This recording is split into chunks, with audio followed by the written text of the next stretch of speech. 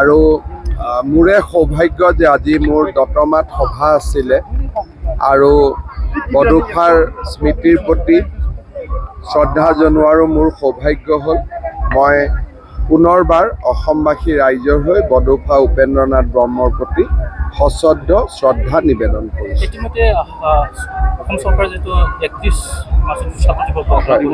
আমি গোটেই অসমত এতিয়া ছেকেণ্ড ইয়াৰ হৈ গ'ল। আমি গোটেই অসমত তেখেতৰ জন্মদিনটো ছাত্ৰ দিৱস হিচাপে পালন কৰোঁ। 2টা বছৰ হৈ গ'ল।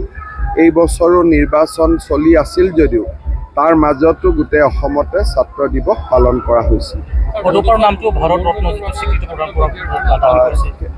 সেই বিষয়ে BTR পৰা প্ৰস্তাৱ আহিলে আমি দিল্লীলৈ প্ৰেৰণ কৰিব পাৰোঁ, তাত কোনো অসুবিধা নাই।